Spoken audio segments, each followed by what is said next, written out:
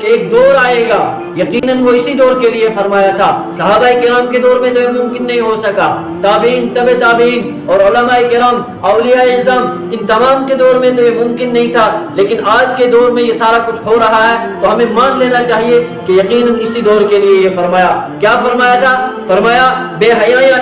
اتنی عام ہوگی، بے حیائی اتنی عام ہوگی کہ لوگ جو ہے پچھلی قوموں کے ساتھ، پچھلی قوموں کے نقش قدم پر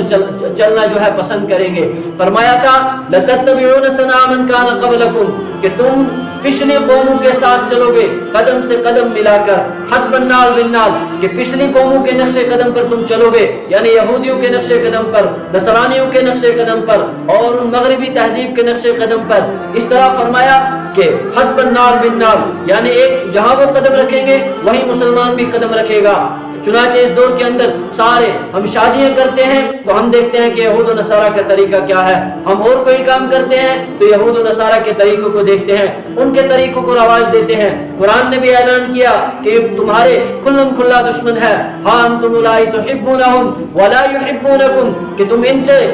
ان سے محبت کرتے ہو، تم ان سے دوستیاں بڑھاتے ہو، ولا یحبونکم، یہ تم سے ہرگز محبت نہیں کرتے۔ قرآن پاک نے بھی اعلان کیا، حضرت نبی اکرم صلی اللہ علیہ وسلم نے بھی آگاہ کیا حدیثوں کے ذریعے، صحابہ کرام رضوان اللہ تعالی علیہم اجمعین کے اقوال و افعال سے بھی یہ ثابت ہوتا ہے کہ آپ علیہ الصلوۃ والسلام نے ان کو جو تعلیم دی تھی ان نے اسی کو مضبوطی سے پکڑے رکھا۔ لیکن آج امت کے اندر وہ سارے فتنے جو ہے دکھائی دے رہے ہیں، اور یقیناً اس بات کو ہمیں مان لینا چاہیے کہ وہ اسی دور کے لیے ساری پیشن گوئیاں، اور جو وہ فرمایا تھا کہ تمہارے سامنے نئی نئی باتیں لائی جائیں گی، نئے نئے نظریات لائے جائیں گے، اس کا مطلب علماء کرام نے لکھا کہ کہیں تو ایسا ہوگا کہ یہود و نصارہ کی طرف سے نئے نظریات جو ہے تمہارے سامنے، چنانچہ اس دور کے اندر نئے نظریات ہمارے سامنے ہیں، لیکن مسلمان پڑھ رہے ہیں۔ ڈارون کی تھیوری سکولوں اور کالجوں کے اندر پڑھائی جاتی ہے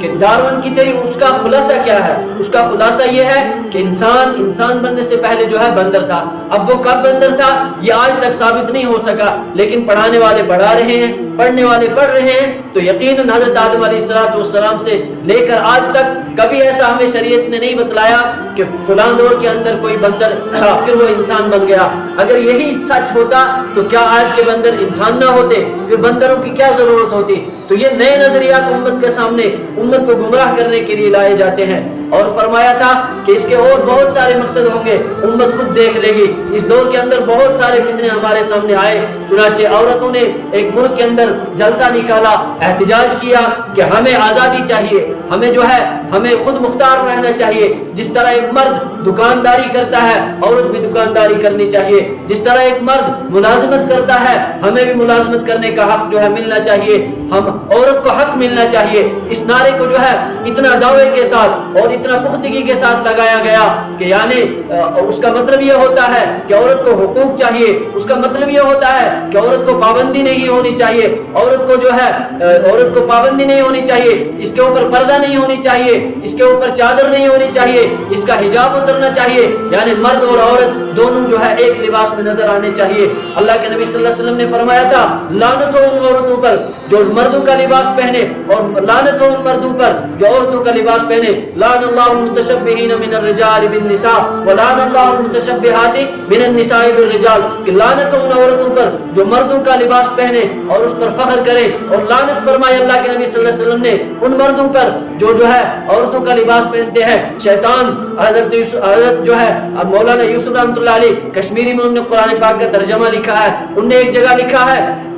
فَلَا يُغَيِّرُنَّ خَلْقَ اللَّهِ، اس کی تفسیر کے اندر انہوں نے لکھا ہے کہ ایک زمانہ ایسا آئے گا جو شیطان نے کہا تھا نا کہ مجھے اجازت مرحمت فرمائیں کہ میں وہ لوگوں کو گمراہ کروں گا، تو وہ شیطان انسانوں کو گمراہ کرتے کرتے یہاں تک لے جائے گا کہ مرد اپنے جسم کی ساخت کو جو ہے بدل دیں گے، عورت اپنے جسم کی جو ہے ساخت کو بدل دیں گے۔ اس دور کے اندر خدا کی قسم یہ ساری چیزیں